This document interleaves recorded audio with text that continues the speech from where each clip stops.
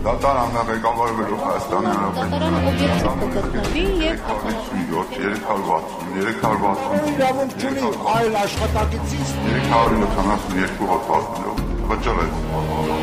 մենք մեր իրավունքները ունենք, մեր կառավարությանը նորից եմ կրկնում։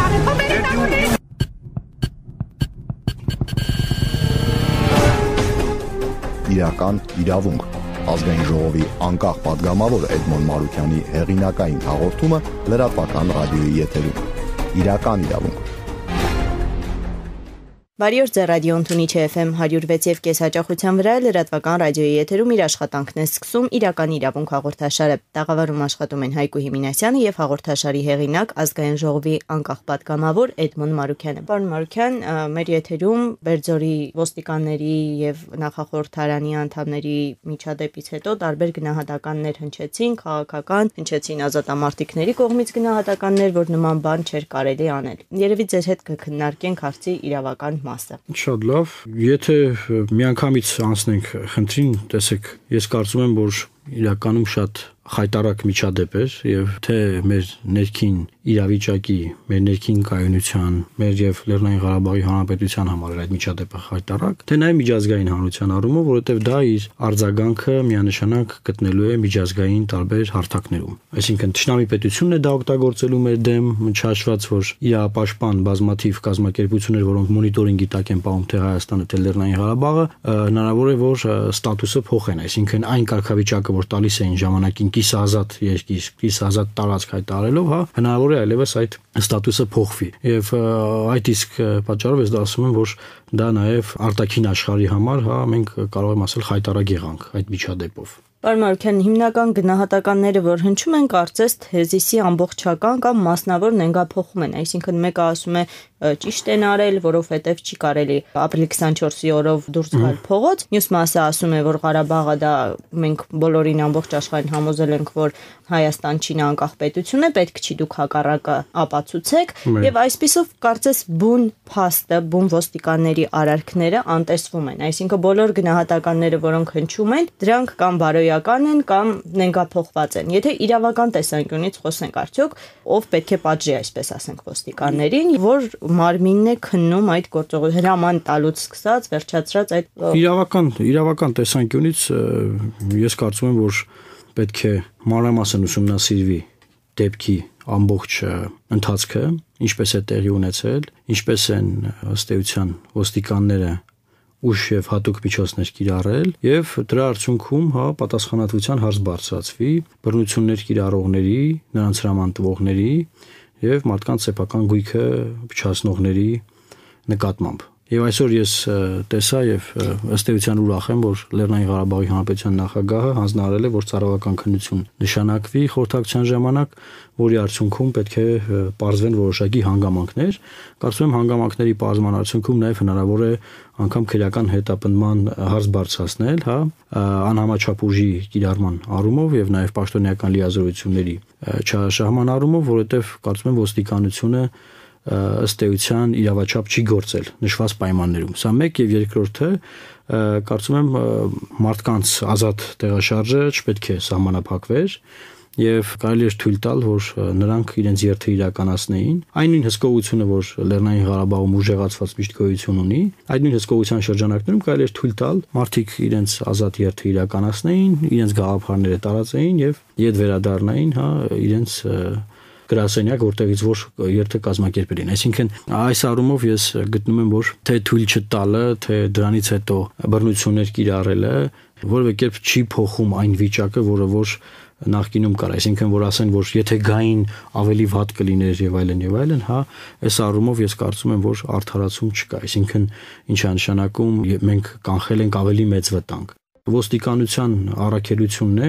եթե երկու տարբեր գաղափարներ ունեցող խմբեր գոյություն ունեն նույն վայրում, ոստիկանության առաքելությունն է պահպանել հասարակական կարգը, այսինքն թողնել, որ մի խումբը իր կարծիքը արտահայտի եւ միևնույն ժամանակ պաշտպանել նրանց իրենց կարծիքը արտահայտելու ժամանակ եւ նաեւ թողնել, որ այն մյուս խումբը, որը համաձայն չի այս մյուս խմբի կարծիքի հետ,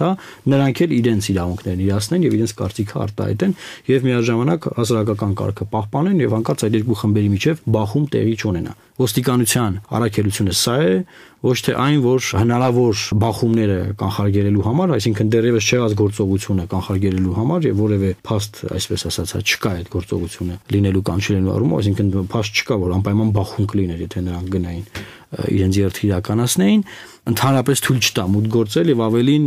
հետ վերադարձող մարդկանց բռնության ենթարկել։ Այսինքն նաեւ այս առումով ես երբ որ տեսագրությունը դիտում եմ, զարմանում եմ այն առումով, որ եթե նպատակը եղել է թույլ չտալ անցնել Լեռնային Ղարաբաղի Հանրապետության տարածք, ապա այդ նպատակը արդեն իրացված, այսինքն թույլ չեն տվել արդեն մեքենաները շրջվել գնում են, բայց դեռ բռնություն է կիրառվում, այսինքն դեռ մարդկանց ծեծում են, դեռ մեքենաներին են հարվածում, այսինքն մարդկանց սեփականությունը ըստ էության վնասվում է եւ դա որևէ կերպ ես չեմ կարող համարել իրավաչափ կամ adekvat գործողություն, այսինքն դա նաև իր մեջ ունի որոշակի պատժիչ տաշ, այսինքն ոչ թե գործողությունը ինչ որ բան կանխարգելելուն է միտված, այլ ընդհանրապես պատժելուն, որ ապագայում չլինի։ Մոտավորապես այսպիսի տպավորություն ունեմ, բայց մյուս կողմից նաև չեմ շտապի ավելի շատ գնահատականներ տալու առումով, որովհետև նախ արդեն կա ծառայական քննության պահանջ եւ ծառայական քննություն կլինի, եւ երկրորդը Հայաստանի Հանրապետության ազգային ժողովի մի խումբ падգամավորներ կմեկնեն Լեռնային Ղարաբաղի Հանրապետություն նշված խնդիրն այնտեղ քննարկելու եւ տեղում բարձելու իրավիճակը, այսինքն ավելի լավ կլինի, որ առաջի ձեռքից նաեւ մենք տեղեկություն ունենանք եւ այդ տեղեկությունը կունենանք։ Այսինքն մենք մեր ձեռքերը ծալած չենք նստել եւ համապատասխան գործողություններ այս ուղղությամբ արվում են եւ մոտորերս նաեւ այդ այցը կլինի։ Պարոն Մարուկյան, եթե Լեռնային Ղարաբաղի Հանրապետությունից ինչ որ մեկը ցանկանում է դիմել Եվրոպական դատարան, որ երկրից է այդ դիմումը ներկայացվում Եվրոպական դատարան։ Տեսեք, քանի որ Ղարաբաղը որպես այդպեսին անկախ պետություն չի։ Լեռնային Ղարաբաղի Հանրապետությունը չճանաչված պետություն է եւ Լեռնային Ղարաբաղի Հանրապետությունը Եվրոպայի խորհրդի անդամ պետություն չէ։ Եվ նաեւ եւ մարդու իրավունքների Եվրոպական կոնվենցիայի իրավազորությունը եւ դատարանի իրավազորությունը չեն տարածվում Լեռնային Ղարաբաղի վրա։ Բայց մյուս կողմից օրինակ ՀՀ անձնագիր ունեն, չէ՞, Ադրբեջանի տեսանկյունից եթե նայենք, նրանք փաստարկում են, որ մեր տարածքն է եւ Եվրոպական կոնվենցիան այդտեղ տարածվում է։ Եվ այդ իսկ պատճառով նաեւ գործեր կան մարդու իրավունքների Եվրոպական դատարանում։ Կա նման նախադեպ, երբ որ Մոլդովայից անջատված հայերի չճանաչված տարածք Մերզդնեստրից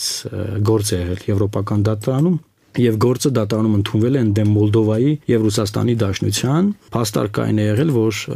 դե յուրե տարածքը Մոլդովայինն է, այսինքն աշխարհը ճանաչում է դերևս որ տարածքը Մոլդովայինն է, եւ մյուս կողմից, քանի որ Ռուսաստանի Դաշնությունը էֆեկտիվ հսկողություն ունի այդ տարածքի նկատմամբ, ապա նաեւ Ռուսաստանի Դաշնությունը ունի պատասխանատվություն։ Հետեւաբար այս նախադեպի լույսի ներքո կարող եմ ասել, որ եթե լինի նման դեպք, հնարավոր է որ այդ բողոքը բերվի թե Հայաստանի, թե Ադրբեջանի դեմ։ Փաստորեն Ժիրայր Սեֆիլյանը, եթե ցանկանա դատի տալ, քանի որ իրավական ոլորտում պետք է հարցը լուծվի, գործառուցվի, դա Ղարաբաղի դատարաններն են քննելու հարցը,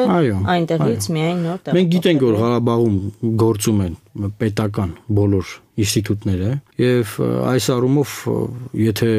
խնդիրը հասնի քրեական հետապնդման, գործ հարուցվի, դա պետք է հարուցվի Լեռնային Ղարաբաղի քննչական մարմինների իրավասության ներքո։ Եվ այնտեղ էլ պետք է քննվի, որտեվ այս պահին ծառայական քննությունն էլ այնտեղ է նշանակված։ Այսինքն այս առումով չգիտեմ ուր կհասնի այդ քննությունը, բայց Եվրոդատարան դիմելու հնարավորություն մեծ հաշվով չի լինի, եւ նաեւ չեմ կարծում, որ բանը կհասնի դրան։ Այսինքն ես չեմ հավատում, որ Ժիրայր Սեֆիլյանը կամ մյուսները հայց կբերեն ընդդեմ Լեռնային Ղարաբաղի Հանրապետության Եվրոպական դատարան, որը որ հնարավոր է ընկալվի որպես հայց ընդդեմ Ադրբեջանի, որովհետև այնտեղ նաև քննարկվի այդ հարցը, որ դա Ադրբեջանի տարածք է, հետեւաբար հայցը Ադրբեջանի դեմ է։ Հասկանում եք, սա մեծ պրովոկացիայի տեղ կարող է տալ։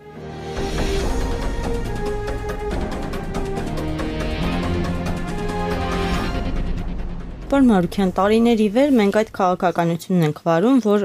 փորձում ենք աշխարհին համոզել, որ Արցախը դա անկախ պետություն է։ Սակայն այդ նույն միջազգային հանրության ներկայացուցիչները Մինսկի խումբ բոլորը շատ լավ տեղյակ են իրականության մասին, այսինքն ինչու են Հայաստանի Հանրապետության քաղաքացիներ զորացրվում Արցախ, ինչու է Արցախի քաղաքացին այս կամ այն դեսպանատուն մտնելուց ներկայանում որպես հայ, այսինքն ամեն ձևով այս մարդիկ հայեր են եւ իրավական փաթեթը պատմաբանները Հայաստանի քաղաքացի, թե այո, Հայաստանի քաղաքացի է։ Հայեր կան Միացյալ Նահանգների քաղաքացի են, Հայաստանի քաղաքացի։ Եվ իրավական փաթեթը երբ պատմաբանները նշում են, Այսինքն եւս սա Հայաստան է։ Ինչու մենք այդ Եվ ամենասկզբից 91 թվականին միացում էին գոռում, այսինքն անկախացան Ադրբեջանին, որ միանան Հայաստանին։ Հիմքը սխալ դրվեց, շատերն են նշում, որ Տեր-Պետրոսյանի օրոք դրվեց, բայց ինչու ենք մենք շարունակում, ինչու ազգային ժողովում չի վերանայվում այս հարցը, այսինքն բռնել ենք մի սխալ ուղի եւ ասում ենք ոչ այդ սխալ ուղիով շարունակվենք ընթանա։ Իսկ եթե այդպես չի, ուրեմն իրոք միջազգային հանրությունը այդքան միամիտ չի, պիտի ինչ-որ փոփոխություններ։ Տեսեք, տարբեր քաղաքական ուժեր տարբեր կարծիքներ ունեն, կան քաղաքական ուժեր, որոնք գտնում են, որ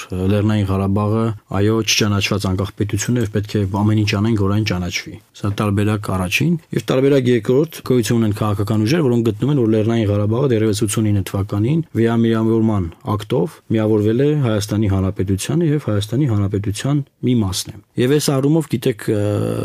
դա քաղաքական առաջնորդների խնդիրն է, անգլերեն ասած leadership-ի խնդիրն է, որովհետև պետք է ըստ էության որոշում կայացվի, թե որ ուղղությամբ է կառուցվում մեր ստրատեգիան Լեռնային Ղարաբաղի խնդիրը լուծելու առումով։ Եվ քանի որ Մինսկի խումբը եւ մինչև օրս տեղի ունեցած բանակցությունները գնացել են այդ ուղղությամբ, այսինքն չեն գնացել այն ուղղությամբ, որ Հայաստանի տարածք է, դրա համար ենք Հայաստանի բանակցում եւ այլն, հա, այլ որ չճանաչված անկախ միավոր է, որի անվտանգության երաշխավորը Հայաստանի Հանրապետությունն է եւ դրա համար նաեւ Հայաստանի Հանրապետությունը բանակցում է մինչեւ այն պահը, երբ որ խնդրի լուծման համար արդեն պետք է ներգրավի Լեռնային Ղարաբաղի Հանրապետության ներկայացուցիչը, հա, կարծում եմ փոխելու ժամանակը անցել է կամ ոչ թե անցել է, այլ ընթացքում չեն փոխել, այսինքն դա գնացել է այնպես, ինչպես որ գնում էր մինչև այդ։ Բայց այն, որ այդ դեբատը, այդ քննարկումը, այդ հարցը հիմա դարձել է քննարկման առարկա եւ կա նման քննարկում, դեբատները ընթացքի մեջ են, դա միանշանակ է եւ արդեն դա կարծում եմ ընդհանուր քաղաքական միասնական որոշման արդյունք է, որտեղ Լեռնային Ղարաբաղի պարագայում բոլոր տեսակի որոշումները մինչ օրս եղել են միասնական, այսինքն երբ որ ընդդիմություն, իշխանություն դուրս են գալիս միջազգային հարթակ, չգիտեմ, Եվրոպայի խորհրդի խորհրդարանական վերաժողովում, ԵԱՀԿ-ում, Եվրոմիությունում,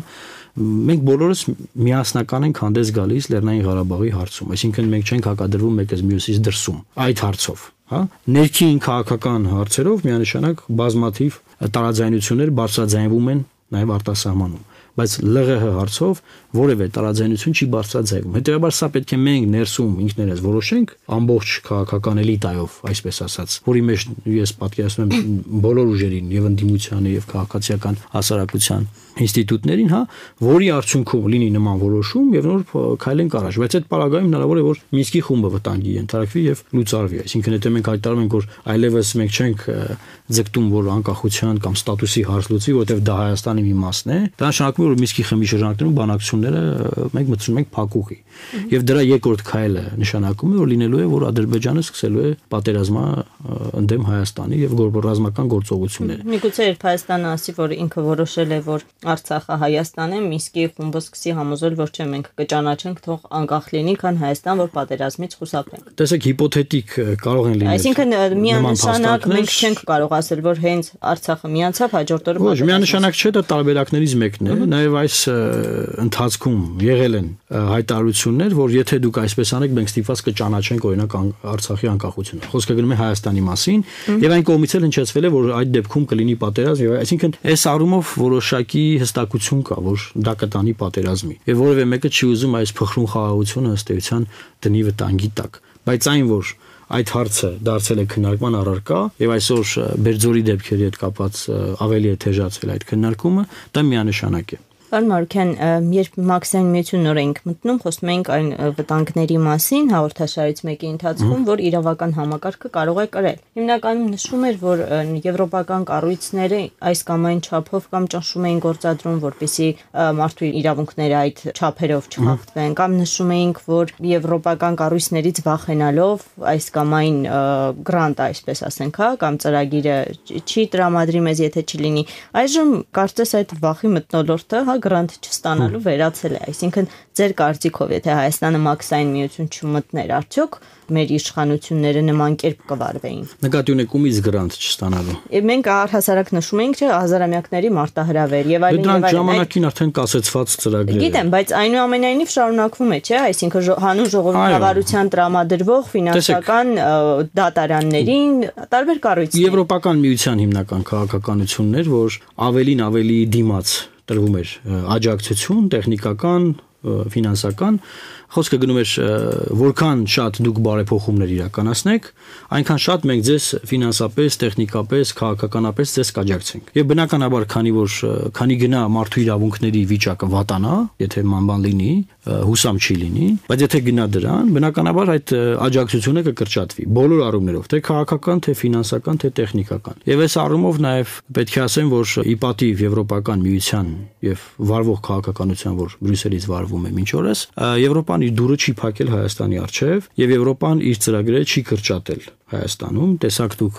օրերս 4 համաձայնագիր վավերացվեց կառավարությունում, մոտավորապես 75 միլիոն եվրոյի աջակցություն է տրվում Հայաստանին տարբեր ոլորտներում բարեփոխումներ իրականացնելու, ծրագրեր իրականացնելու, սկսած գյուղատնտեսությունից մարզերում անասնապահությունը զարգացնելուց մինչև, չգիտեմ, առանց խնամքի մնացած երեխաներին ուղղված ծրագրեր։ Այսինքն, այս առումով ակնհայտ է, որ նրանք իրենց գործողությունները չեն պայմանավորել ԵՏՄ-ի անդամակցության հետ։ Իսկ մեզ մոտ կարծես, չէ՞, ինչ որ տրամադրություն։ Իսկ մեզ մոտ կարող լինել հետեւյալ տրամադրվածությունը, քանի որ մոնիտորինգը թույլանում է Հայաստանի նկատմամբ եվրոպական, որովհետև չկան այն չափանիշները, որին պետք է դու բավարարես, որ ասոցիացիան համաձայնագիր վավերացնես եւ այլն, հա։ Այս առումով հնարավոր է լինի հետընթաց, այսինքն երբ որ դու չես տալիս այն